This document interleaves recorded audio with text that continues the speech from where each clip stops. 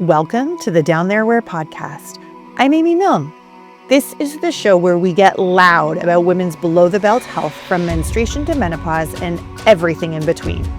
So many women continue to silently endure issues like endometriosis, PCOS, menstrual disorders, and menopause-related challenges without the proper support.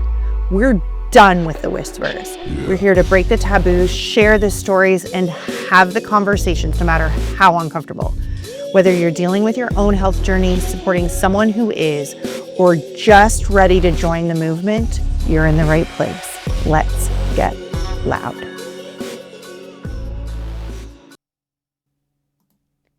Okay, I want to ask you something. When you were 10 years old, 10, did anyone sit you down and tell you what was about to happen to your body? Did anyone explain why it was happening or what to do when the world started treating you differently because of it? Yeah, me neither. My guest today got her period at 10. She was on a field trip. She thought she pooped her pants. And from that moment on, she spent years trying to shrink herself to keep up with the peers whose bodies hadn't changed yet. By college, she'd lost her period for 5 months. She saw doctor after doctor. They blamed her thyroid, her hormones, PMOS. Not one of them asked if she was eating enough. Today, Lily Thorpe is a licensed clinical social worker and a certified intuitive eating counselor with her own practice in New York City. She also might now be one of my top favorite humans in life. She also hosts a monthly in-person dinner called the Recovery Supper Club, which I am personally planning my next New York trip around. This conversation gave me 2 words I am now going to use everywhere, every day, all the time: nourishment and discernment.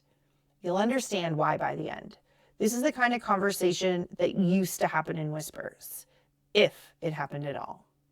Just like all the things here on the Down There Where podcast, not anymore. This is the Down There Where podcast. I'm Amy Milne. Let's get loud. All right. I am super excited to welcome Lily to the show. Lily, welcome. Thank you so much. I'm so excited to be here. I'm really passionate about women's health and sharing my story and can't wait to dive in. Yeah, me too. I'm not gonna lie. I did some, Instagram stalking. That's how I'm like finding incredible women because you couldn't always before that. So I'll give a props to Instagram that's how we all get to connect because you and I are not neighbors. You live in the US. And I found you online and I was totally inspired by what you were doing. And I dropped into your DMs and said, would you join me for a conversation? So I'm so grateful you're here. So Lily, please tell our listeners who you are, where you are, and what you do. Yeah, for sure. Thank you so much for having me. So I am a licensed clinical social worker and certified intuitive eating counselor. I started my own private practice in New York City where I have 4 amazing clinicians on my team. And we mostly specialize in working with eating disorders, body image challenges, LGBTQ population, and anxiety and depression. Also OCD and substance use. I'd say those are kind of comorbid with eating disorders and other women's health issues. And we have an in-person office in New York City and Manhattan on 37th and Lex, right near Grand Central, Midtown East. Cool. And we also see clients virtually in New York, New Jersey, and Connecticut. And we're really passionate about working with women, especially women who are in larger bodies or navigating the health system while they're in a body that doesn't look like, the skeletal, thin body that we've associated with health, which isn't actually health, but that's a debate for another day. And we're really passionate about creating community spaces where women can take up space and be present. We host a monthly in-person dinner in New York City. So if you are craving community, that's also a way to access our services. And it's a fully free dinner. You come, you do have to pay for your own food, which in New York City could be $30, but it's a really beautiful space for women. And we also have men and LGBTQ identified people at our dinners. And it's a really lovely space. I want to come for dinner. When I come to New York, I need to plan around coming for dinner because I would love to. What a beautiful thing. Because who doesn't love to share around a dinner table, right? Yeah, 100%. And I love that, on your site, it's called the Recovery Supper Club. And I love that. I appreciate that. Okay, so there's so much to unpack here because you're doing something so phenomenal and it started from your own journeys. So, do you want to take us back to where little Lily started and how this all came to be? Yeah, totally. Little Lily, I'm holding her so close to my heart. Yeah. And, as I reflect on my journey, I always tell this story slightly differently because there's different ways that I kind of came into what I would call my own eating disorder. And one of the things I was reflecting on is just like when I started menstruating and how much that played a role in my mental health and my relationship to my body. And also my relationship to other people and how I Mhm. was comparing myself to other people. And I was really young. I was 10 when I got my first Mhm. period. I was in 5th grade. I remember it viscerally. I was on an art Mhm. field trip and I had a stomach ache. I felt terrible. I went to the nurse. I honestly thought I maybe like pooped in my pants. I didn't know what a Right. period was at that time. I was 10. You're Like if you 10. really picture someone who's 10, it's so young. And I remember my mom picked me up and we got M&Ms, which was awesome, and we also bought some pads at the store. So I always associate M&Ms with my period now, which is a lovely thing for me, but I remember feeling just so uncomfortable in my body. My body was doing this thing I didn't understand. I was developing at a very young age. I was Mhm. developing breasts, things that my friends didn't have. I was starting to wear a real bra in 5th grade, and Mhm. I was getting unwanted attention from men also. Like it Right. really changed the way that my body was interacting with my peers, my community, and myself. And I think Mhm. really that 10-year-old is who I think about when Mm. all of my body image dysfunction started. And it's really just so hard. When I see 10-year-olds, I'm like, oh, it hurts to see them because I know that's when things start changing for them. Mhm. Huge, and it thank you for sharing, and I remember I was, 12, 13, more the average age, and I remember a gal, her name was Christine, and I remember that she had her period and she had her breasts and, like, running was hard and she couldn't run, and it wasn't even happening for me, and I remember that for her being this girl watching this other girl turn into a woman, and we were in grade 5. Like, it's crazy that and there's no support for anyone at that age. I mean, I think slowly but surely, and I was a mental health counselor in my first career and worked with young kids, and I worked in a board of ed school for a while, and I I was so passionate about teaching puberty because the teacher didn't really want to, but I could as the child and youth worker, and I sat in front of these girls and I was like, "Here's a tampon, this is what it looks like when it goes in water, here's a pad, we're gonna open them up, we're gonna touch them," because I didn't I worked in a neighborhood with underserved human beings. A lot of them were Jamaican, so they dense body-wise, they were heavier, which meant you started to menstruate earlier, and they didn't necessarily have the education with their and all of that, and I was just like, "We have to do something," and so because this is really freaking scary time. Yeah, totally. I think to your point, I became known in my grade as like the person who had it first, and I think you Mhm. can remember even like the person in your grade who had it first, which is crazy to think about that was like a gossip thing, but it really was. And I think Yeah. it wasn't really coming from a negative place. I think Mm-mm. when you're in 5th grade, you're starting to realize like I'm differentiating from my friends. I care about these things. They care about those things. We're not all playing the same sports anymore. We're Mhm. differentiating and figuring out who we are. And it's I hate this word, but it's normal to look around and think like, who got their period? Oh, what's going on with their body? We're trying to make sense of things. So if I'm Mhm. taking my most compassionate view, I think my peers were trying to make sense of things. Boys were pretty immature at that age, so that Mhm. was just like a thing to know and no one really understood what it meant. I don't think Mm-mm. anyone had the full context, but as you said, we didn't have great training in puberty, and if I remember, I think puberty in 5th grade comes like the last day of 5th grade. They show you like a video on the last day and it's like people are already experiencing that before Mhm. that video. So, yeah, from there I think, I was prone to like depression and Mm. some body image dysfunction at that age. I was very into sports. I was playing soccer. I was really competitive with that.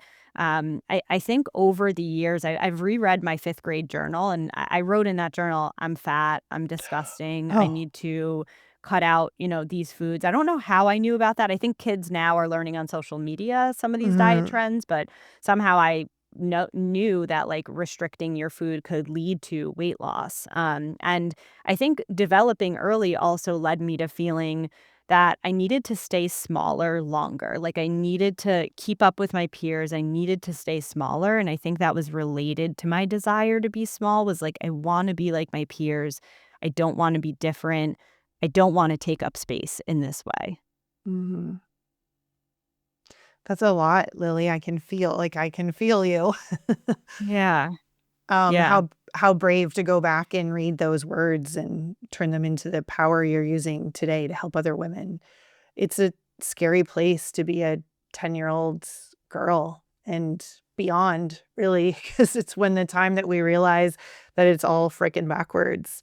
And, I will say the one thing that I'm appreciating as we are slowly getting to where we're going right now is that strength is being seen as beautiful where it wasn't before. And I mean, we have a long way to go. Um, but when you and I were younger, and I'm going to think you're younger than I am, we strength was not a sign of beauty. Size was not a sign of beauty. And you're right. How did we find out? I think it was in the books we read, right? The things we saw, the images, like our cartoon characters weren't, they were skinny and big boobed, right? Our Barbie dolls, like all that stuff. Like it wasn't even written or as in our face as social is today. It was literally in our hands. Yeah, it's everywhere. I think it's media, TV shows, Mhm. sitcoms, they all have, if you go back and watch any sitcoms from the 90s, you'll be horrified by the fat phobic joke. Or maybe not, Mhm. but you'll be horrified by how much fat phobia was just constant in those shows. And those are Mhm. things we're consuming from a really young age. So I think it makes sense that our identity formation gets so connected with your body shape when it's Mhm. constantly commented on by everyone around you. Your doctors also can play a Mhm. big role in this. Like some of my clients, the first time that they really became aware of their bodies is going to the doctor and being told their BMI is high, which I don't even know what a young kid would do with that Right. information. And also, it's not really valuable information. No. It's not helpful. It doesn't set people on a path of health. And I get really upset about everyone mentioning health. Like, is this really about health or is this about appearance? And Mm. I sadly think about what would I have been like if I never experienced what I did with my body? Like, would I have been a better soccer player? Would I have had more nourishment to show up and do better in school? Would I have been able to pursue a different career path? Like, I am so grateful and love the career path I went on, but it really is hard to think about, like, without diet culture and dieting, what would women be like? And to your point of Mm. strength, when I heard you saying strength, I was thinking of power. Like, Mhm. I actually think what's really great is I think women recently have been connecting back to like, I want to be powerful. And in Mhm. order to be powerful, I need to be nourished. And Mhm. that's becoming a bigger story is like, when you're not nourishing yourself, you're not taking up physical space, but also mentally, you're not able Mhm. to take up space in the things that you really care about. Agreed. I really like nourish. I think that is so you can pull so much from that both inside and outside. I think that is beautiful, and it's a such a beautiful reframe, in terms of thinking about it. So you read your journal, you realize you're in this horrible spot, and you have the reflection back, but then you had those diary, so you went on to not take care of yourself. And what was that like? And how did you, go from that to where you are today? Yeah, definitely. I'll go into that, but I love the word nourish also, and I want to just Mhm. pause on that for a Please. second. I think the idea of nourishing yourself is so much more than food. It's Mhm. self-care, it's boundaries, it's rest, it's all these different things. It's education. Like Mhm. these are all things that nourish our soul and our bodies. But in order to enjoy all of those things I mentioned, you do have to be fed. So I think that's part Mhm. of nourishment, but it's so much more to me. So yeah, And I where and so and I think sorry, because I think it's such yeah, go ahead. it's nourish is because then it speaks like to me, nourish is a positive word, and there's a stand up moment to that of like, I'm gonna nourish myself. And so like even thinking of needing to fill my body with good nourishment. And so, it's not food, it's nourishment. And I know that's what goes in, but it's that nourish that is it's just, I think I'm just going to use it all the time now. I think we're just going to reframe. Yeah. Clearly you do and what you're doing, but it's just, it literally, I've got all these like light bulbs going off in terms of just how to speak of things. And it is so much more than food. However, to your point, it's the food that we've been taught that what we put in is what we come out as and look like. And we've got to change that. Yeah, definitely. I think of it as really empowering. It's empowering. You can nourish yourself in all these ways. And when you're fully nourishing yourself, who do you get to be? How do you get to show up? When you're focusing on staying as small as possible or, doing things to be better than other people or doing things to be compared to your peers and people to say, wow, you're doing so great. That's not really nourishing your soul. And we know that. And it leads to a lot of dysfunction, honestly. So, Yeah, totally. yeah.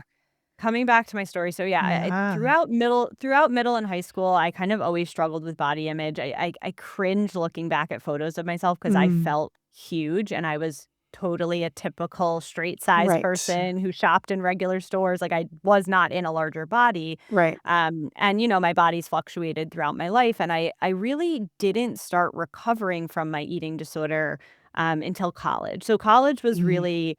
I think this is true for a lot of college athletes and just college, people, like people in college. When you get to college, you finally have the freedom to really restrict in the way you want to and overexercise. I would spend 2 hours at the gym. I'd walk 10 miles every day. I would, eat very little at what our place was called the marketplace. I would really just challenge myself to see how little I could exist on. And it's horrifying to say that now. And I'm so grateful to get to do the work to help people get out of this too. But when I came back from college, I went to college in LA and I came back to New York and I was part of this yoga, I'm going to call it cult that was teaching this kind of diet and it was teaching this lifestyle and it was kind of supporting the way that I was living. I was in this program and one of my friends who I still collaborate with now, pointed out to me that I had an eating disorder. And it happened to be the perfect time where I was ready to hear it, right? I don't know if you've ever had something like that where it's like, if they told you 5 minutes earlier, you would have brushed it off. But like I happened to be exhausted and ready for recovery. And she said it at the perfect moment where I was open and able to hear it after years and decades of struggling. And it really set me on the path towards recovery. So that was kind of how I got here, and I was in grad school at NYU at the time when I was really learning that this is what it's called. It's called an eating disorder. Right. No one had said that, and even in college, I had lost my period for 5 months, and I remember shuffling along to all these doctors and being told, "Oh, it's your thyroid, it's this, it's a hormonal imbalance, it's PCOS, it's, all these things," and not one doctor that I saw said, "Are you eating enough? What's your relationship with food like?" No one thought to ask those questions. And I slid under the radar and was never noticed until this friend in grad school who noticed it. Wow. Are you you're still friends with this wonderful human being? Yeah. Yeah, I'll That's shout her amazing. out. Katie Corradino, she's a dietitian who works with eating disorders. So she's Oh, phenomenal. And I've been on beautiful. her podcast a few times. So she's a really, really great resource. And we've actually been able to collaborate on some Oh, cases. So we both work with the same beautiful. client and get to Oh. collaborate. And she brings the dietitian piece and I bring the therapeutic piece. And it's so nice to collaborate with another provider you have such a good, deep relationship with, because there isn't any sort of like tension between our approaches. We work really synergistically together. And you have this like cosmic meeting that you were supposed to have to put you both on this Yes, journey in life, like to take exactly. what sucked ass for you and turned into what you get to do to heal others. And with her, what a beautiful person to even have the courage to share that with you. Because how many times do we think about it? And I think it's a testament to when also just, when we're in relationship with people that sometimes you do have to share the tough stuff, but what it can bring is so much better. And I even think, we were taught to shrink in that. Like, how many times could, we might have been friends and we would have never said anything and we could have been struggling at the exact same time, which is probably what happened in 90% of all of us in our friend groups. And so for her to have the courage to say something to you is pretty beautiful. I love that you're still friends. Maybe I'll need to have her on here too. I think I'll have to definitely, meet yeah, her. for So sure. then, so you do this and you go to grad school and you're like, I want to help women like me. I want to, like, how did you end up exactly where you are? Yeah, so let's back up a little bit. So I Yeah. wanted to be a physical therapist, actually. I think this is an Okay. important part of the story.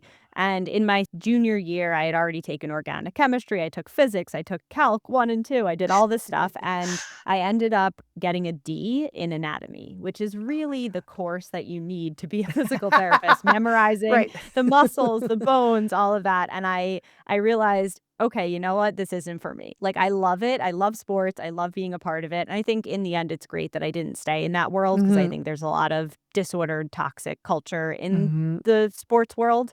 And I basically went back to the drawing board and I was a philosophy minor. And my dad said, why don't you consider social work school? I have a lot of friends who are social workers. I think it'd be great for you. You love giving back. You love supporting other people. You volunteered with a lot of organizations already. Why don't you consider that? And I Mhm. kind of never looked back. I realized the thing that I connected most with in physical therapy was the healing journey. And Mm. I was able to kind of translate that healing and getting to know someone's story to working in mental health and figuring out Mhm. how to support people recovering in different ways, right? It's not a physical injury, but Yeah. there's an emotional injury that we're all navigating. And Mhm. I'm really grateful that I got a D in that class, right? It kind of set my trajectory somewhere else where I needed to be. Like, this was calling to me and I didn't even know it. Right. So I ended up going to NYU for grad school. And while I was at NYU, I worked you have to do these internships while you're in Okay. grad school. I worked with the elderly doing home visits, which I absolutely loved. If anyone has Mm. the opportunity to work with elderly and hear their stories, I think it's so powerful. So many people don't have the patience or want to hear from people who are elderly, and they Mhm. need that support, and they are so appreciative. They were my most appreciative patients. They were so happy to see me, so excited, Mhm. wanting to talk to me. So few people were taking time for them, so I really appreciated that experience. And then I worked at the Women's Prison Association, which Ooh. is an organization in New York City that works with previously incarcerated women, and then Okay. also it's an alternative to incarceration for women who Mhm. would have been sent to jail or prison, but instead they come into our program and we kind of rehabilitate them so they don't have to go to prison for like Cool. a first time offense or something like that. They're a really cool organization. Mhm. Um, and I really loved working with these people in this kind of like chronic trauma. And I think the Mm. biggest thing that I think of when I think of an eating disorder is it usually is a chronic illness. Mhm. It's a chronic trauma. It's something that your body's going through all the time. And trauma to me is really like our bodies feeling unsafe. The real definition of trauma we could argue is, Mhm. you know, something that's life threatening.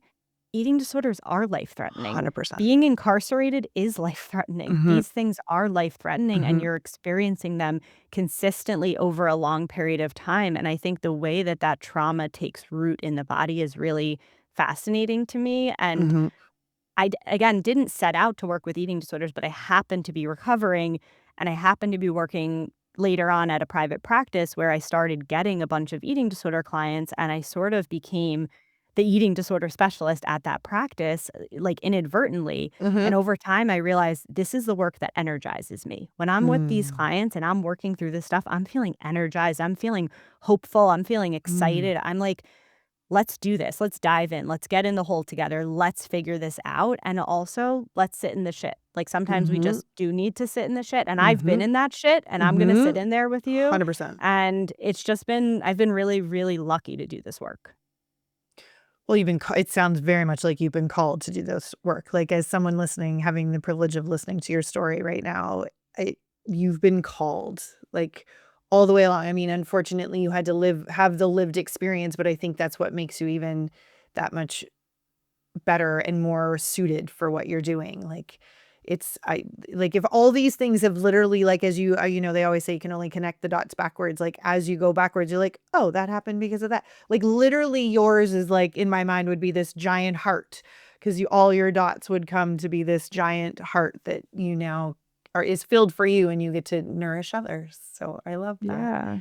So Yeah, what thank you did for you saying that. so you're very welcome and I can feel it. Like I'm having all the feels as I'm talking to you. So um tell me what it was like for you in your healing journey if you're up for that. Like what you're from your friend telling you to doing all these amazing things to get you to the place that you are now. What was that, what did you do for yourself? Like if there's someone listening right now and going like, fuck, I have some of this or I like what what could you offer them? What was your experience? Yeah, so ironically enough, the first access point that I had to recovery was my friend sending me a bunch of podcasts. She was like, listen to these podcasts. I think they're going to make you feel understood and heard and Mm. seen. And I listened to these podcasts and I looked up the women who were speaking about their eating disorders. And, they were a bit older talking about Uh-huh. fertility and all these things that felt so important. And I remember looking at their profiles online and just being like, these are inspiring, amazing women. I Mm. want to be like them. I don't want to go down this path of Mhm. disappearing, literally like Mhm. disappearing into the ether because I don't have energy and I don't have power. I want to do that. I want to be Mm. that. I think that was the first connection that I felt like going from here doesn't have to look like giving up or failing, right? When Right. you're deciding to recover from your eating disorder, there is a Mm. small part of you that's like, I've committed 10, 20, 30 years to this eating disorder. And a lot of people Mhm. describe their eating disorder as like a best friend. Like, Mhm. I've talked to this person, I've decided what to eat with this person, I've decided how to move, and now I'm breaking up with that person. Mhm. Who am I breaking up with that for? What am I Mhm. going to have in the future that's going to be worth Mm. it to say I'm pushing that away? And hearing these women's stories, I think, really made me realize there's a future after this. Giving this Mm. up doesn't mean failing. It doesn't mean, letting go of something you care about. It means stepping into something different and finding new things to care about and bringing that version of yourself with you, but being Mhm. able to do it from a place of, like we said, strength, Mhm. power, excitement, joy, and not fear, anxiety, Right. stress. Like that was the Mhm. eating disorder was so fearful and anxious. And listen, fear and anxiety can get us to do a lot of Mhm. things like pay our taxes or whatever, but like it's not actually a motivating force No. for living life, for thriving. So Mhm. I listened to these podcasts. I got my own therapist and dietitian who specialized in eating disorders. I never went to formal treatment, so I Mhm. didn't go to a higher level of care, an Mhm. IOP, PHP, or residential. I really worked closely with an outpatient team, Great. which is what I do in my work, Mhm. is work with clients, even sometimes clients who have tried residential, have tried PHP, and they need a more individualized approach. What's Mhm. so great about the outpatient care is that you can find your individualized team and figure out who exactly is going to be able to help you move forward. It's Mhm. not for everyone, and I think Mhm. higher level of care has such a place in treatment and can be Mhm. so helpful. But I was really lucky to be able to work with a certified intuitive eating dietitian, Mm. and then also a therapist who specialized in anxiety and eating disorders, which were really kind of the intersection I was in. It looked like practicing food exposures. So I Mhm. was reflecting the other day. I was thinking of I ate French toast for the first time, like, in a really long time. Like, that was a food I loved as a kid, and I hadn't Right. had it, and I remember sitting with my dietitian, we had this little, like, card, and it had, like, how distressing things were, and you would fill it Okay. out, and I said, "I wanna try French toast," and I remember texting her the first time I had French toast, and it was so good. I don't even remember where it was in New Mm. York City, but it was so freeing to be like, "I don't have to follow these rules. I can eat this." And I'm not giving enough credit to, like, all the skills that I worked up and Mhm. everything I processed, and this was a slow, long, 2-year process of recovery, Mhm. but I really got to experience that and get to the point where now I don't have any food rules, and I have Mm. food freedom, and I have flexibility and variety in my diet in a way that I didn't have before. Wow. Food freedom. Those things we don't think, right? Like those who don't know if they haven't been through what you've been through or others that are struggling with, eating disorders. Like to the point of the rules and the things and the consumption. It's so much. And I think if you're not cared for, I always, having grown up, with severe depression, I absolutely struggled with some eating disorders myself. I used to starve myself. And I was thinking about it as I'm listening to you, and I'm not laughing because it's funny, but I'm thinking about, when I went and I wasn't eating, and the doctors were like, well, if you don't start eating, you're never going to have babies. It's like, but I also have a fucking undiagnosed something happening like, what? Like, just Yeah. this stuff. And again, it's like you reflect back, and it's not that they were wrong or uncaring. It's not enough education. And, and I think that's where, you and I are so aligned, is that we're here because so much of what we're passionate about right now is first of all, being women. And then just everything else under that is that we're so underserved and underdiagnosed and helped, because people haven't taken the time to invest in making us better and helping us get better. Yeah. And, eating disorders have also been around for a long time, and still, are still shameful. And, it's a mental health disorder, and it's tied, for you to even know that it's tied back to when you started menstruating. And just even for any of us, as you're menstruating, and those of us who went on the pill, and the pill caused weight gain, and then you starve because the hormones in your body, like, it's nuts. And and now we are where we are, where we're starting to learn. Like, I feel like, and I'd love your opinion too, like, we're getting, I love this, like, inundation of, like, information, but now it's like, are we just a meme? How do we pull through this? What is real? Like, this is why, for me, even on this podcast, I'm not an expert. I'm an expert in my own story. And I'm finding people like you who are experts in actual, like, science and knowing it, because right now there's so much that, what do you weed through? And I think when it comes to, body image, what are you seeing as it comes to now, like, the perimenopausal, like, now all of a sudden this conversation has changed to, like, at 35, this is where we hit. And it's, so some of that is fact, but now we're also learning how much impact that has on our body shape and size. And so, do you have thoughts? Are you working with some people who now, like, what happens if you had an eating disorder when you were a young human, and you recovered, and now all of a sudden, like, just what are you seeing, and what are some of your thoughts in this space? Is all of a sudden this is, like, a big topic again, or now? What are Yeah, your completely. thoughts? Well, one word I want to come back to that you said is investment. I don't remember Mhm. exactly what you were saying, but I heard Mhm. that word and invest. It makes sense that people aren't investing in women's health because the diet industry is $1 billion industry. If they invest in us actually taking care of Mhm. ourselves, learning about our bodies, learning how to take care of ourselves from a nourishing place, the diet industry would collapse, right? We wouldn't be Mhm. paying billions of dollars to stay in shape and, support products that keep our skin flat and all these Right. things that, are expected of women to spend so much money taking care of themselves when we actually don't have to. I don't wear any makeup. I'm not wearing Mhm. any right now. Like, I'm not participating in that as much Mhm. as I can. And Mhm. I find that to be like a radical act of recovery and self-care that a lot of people hopefully can access. But even Mhm. in eating disorder recovery, there's still so many people who are doing Botox and all of these other things to remain a certain way. And I feel like Mhm. there's just so much comfort around it's okay to want to change your body all the time. It's okay to keep up with the trends. Our Mhm. bodies are not trends. Our bodies cannot keep up with trends. That's not what they're meant Mhm. to do. Our bodies are meant to live, literally. That's it. So, whatever Mhm. you need to do to live, I want you Mhm. to do those things. But I don't think getting Botox is about living. I don't know. We could argue about that. But I'm not gonna I argue think, with yeah, you on that. I think this landscape is really challenging right now. I mean, I don't think we have enough time on this episode to get Mhm. into, For sure. GLP-1s, which I think are medications that have been, talked about a lot and have been really useful for certain people with certain medical conditions, Mhm. but also have been misused to pursue weight loss, just Mhm. for weight loss sake. And Mhm.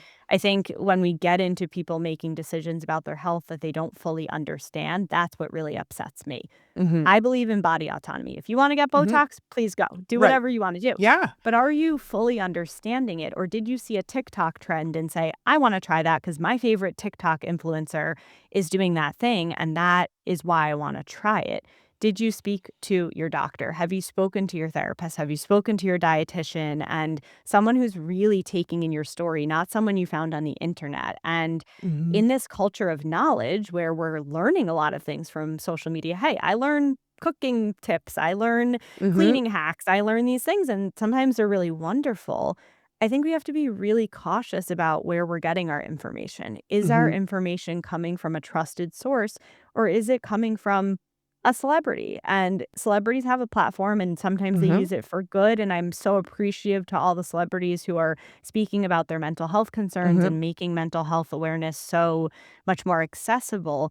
At the same time, just like you said, we're experts in our own stories. We're not necessarily experts on whatever topic we might be talking about. Yeah. And I really think what I try to teach, the teens that I work with and the parents that I work with is to be discerning. To be Mm. discerning. I think that's a skill that is getting lost a little bit. We just see someone saying something authoritatively and we think it must be true.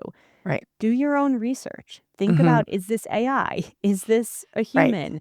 Is this someone who has credentials and has done research on this, right? Mm-hmm. Unfortunately, with women's health, there's still little research, but there is some research Yeah. that we can look at. And also, who's producing this research? Who funded Mm-hmm. this research?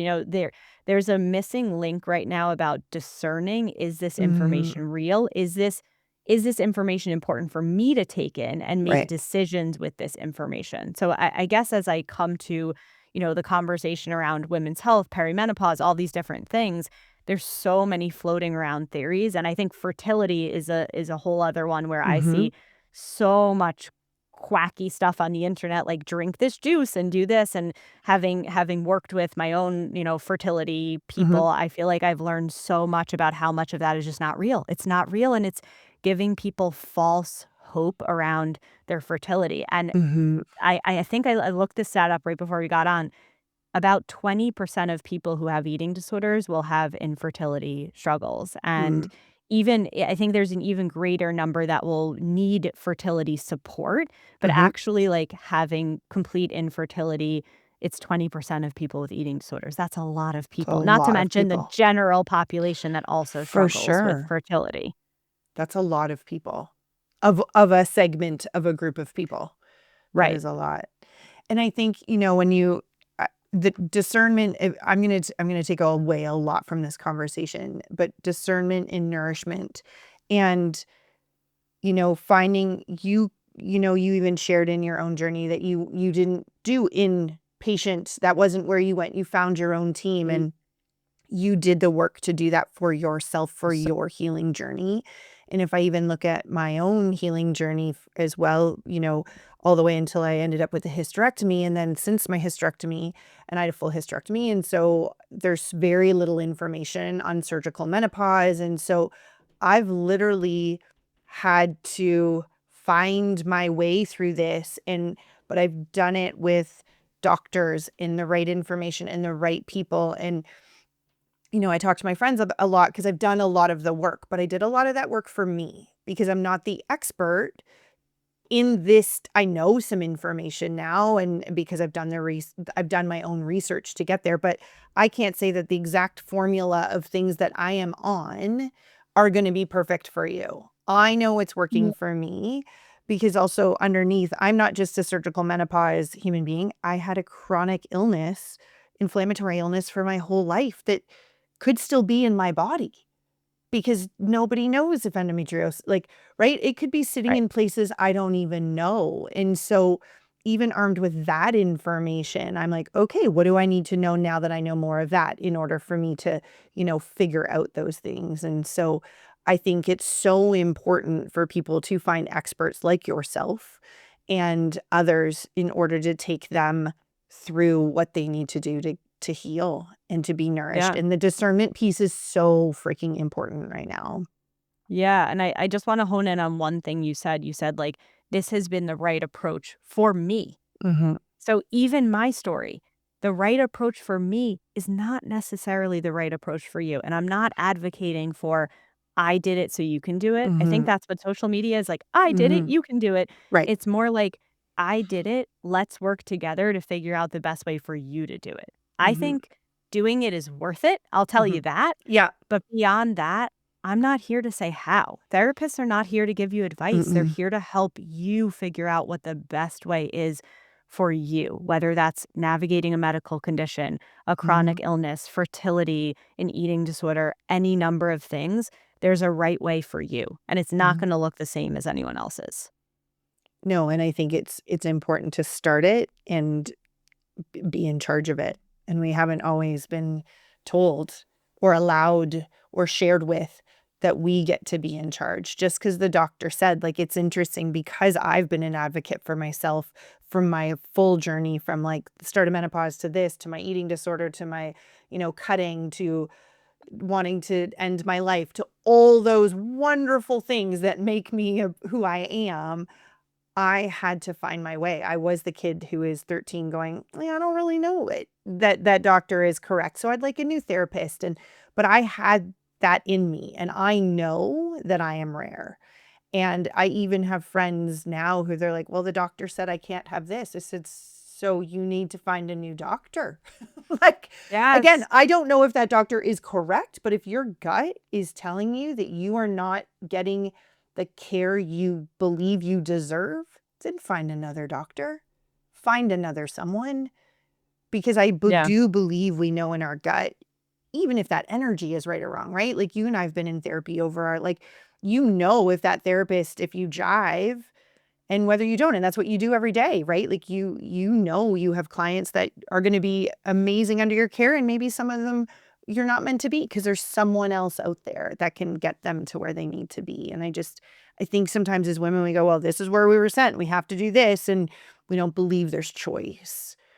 Yeah. Just that advocacy piece of like Mhm. finding the best care for you. That's possible. Mhm. You have to have the energy. You have to be somewhat Mhm. nourished to spend all that time figuring Mhm. out who is best for you. And also, I Yeah. do think, there's a level of, if you are like in a mental health compromised place, it is also Mhm. okay to enlist family support to help you find those things, because it is exhausting to Mhm. find doctors that listen to you and understand you. So you're not alone in that. And I think there are Mhm. resources out there, but also being discerning about what's right for you is ultimately up to you.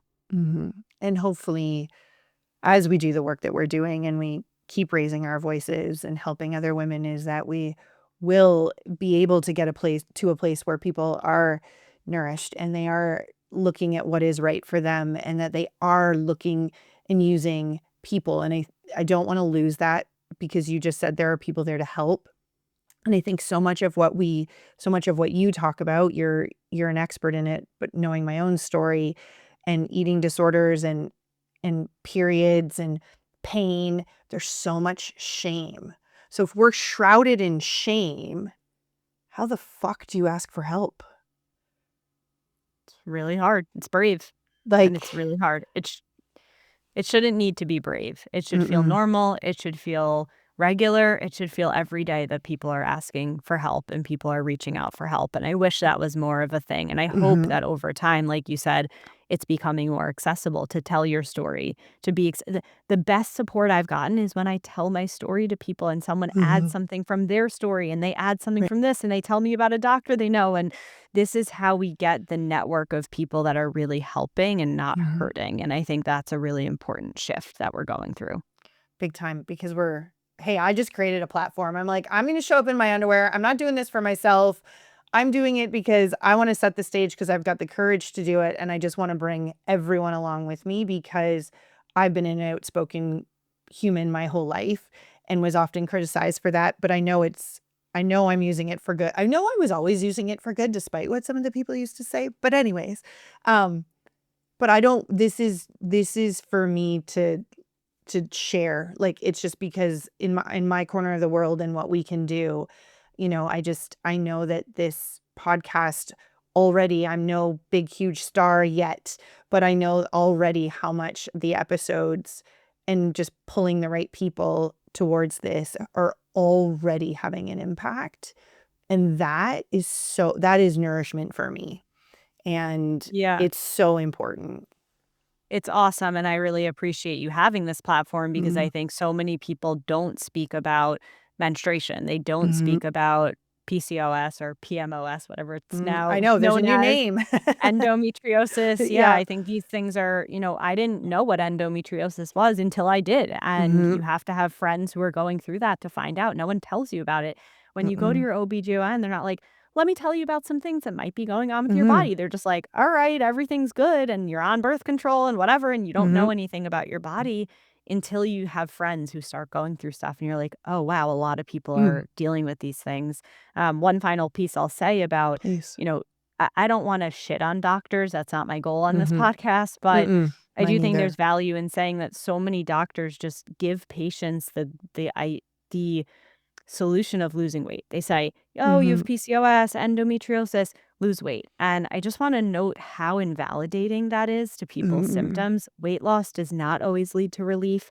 Also, what are people supposed to do? Like, giving someone the recommendation of weight loss gives them no strategy, no toolbox, and often people can't lose weight because of metabolic conditions going on, like PCOS. Mhm. And it's just it's such a lazy solution. It's such a Mm. lazy recommendation. I really implore doctors to be more creative about, did you even ask the person if they're already Right. exercising? Did you ask the person what they've already attempted to lose weight? Losing weight might be part of what landed them in this chronic illness in the Mhm. first place. So I think that, like, trying to lose weight is not always a solution and actually can lead to other problems like developing eating disorders, Mhm. developing binging, developing restricting. I just want to recognize on this podcast where we're talking about these women's issues that so often people in larger bodies are actually prescribed eating disorders to treat something like PCOS, endometriosis. And I want you to be really cautious of that recommendation and find people who will actually take a genuine look at your medical underpinnings and Mhm. give you solutions that are creative and unique to you, because weight loss is just a lazy solution and it doesn't work for everyone. No. That is that is a drop the mic moment. There's so much I wanna talk to you about and learn from you, and I'm gonna leave it there because I think that is so powerful. And, being prescribed weight loss and antidepressants is not gonna get us to the finish line in a healthy way. And we're so much bigger and bolder and better and interesting than that. And so thank you, Lily. Thank you for sharing your story and your expertise and your time.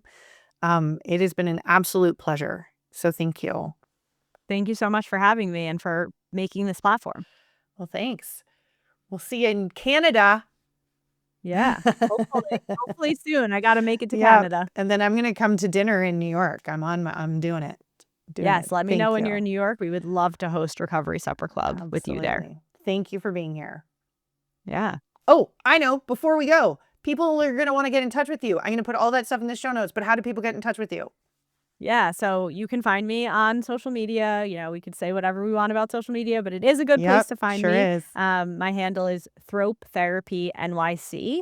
Okay. You can email me. My email is lily@thropetherapy.com. Great. Lily is how you spell my name. And my website is thropetherapy.com. So you can find me Great. kind of online anywhere. If you Google me, you'll find me.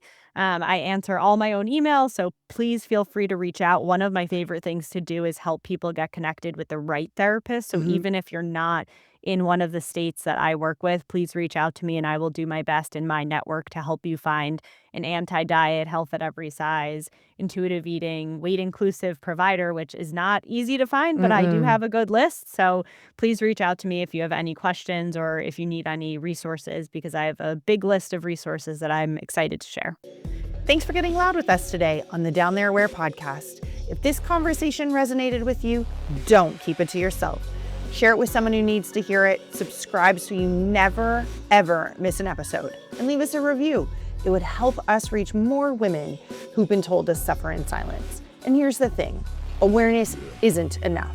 We need action, we need funding, we need change. That's where the Down There Affair comes in. We're a global peer-to-peer fundraising movement putting menstrual health center stage, from menstruation to menopause and everything in between. Diseases affecting men receive twice the funding of those affecting women. Only 11% of research dollars go to women's health. We're here to change that. Visit downthereaware.org to register for our next walk, start fundraising, or join the movement. We can't do this alone. Oh, and follow us on social at the Down There Affair, because this conversation doesn't stop when the episode ends. Whether you're dealing with your own health journey, supporting someone who is, or ready to demand the care we all deserve, you're in the right place. Getting uncomfortable is where change happens, and we're never going back. I'm Amy Milne. Stay loud. Oh, that was binge-worthy.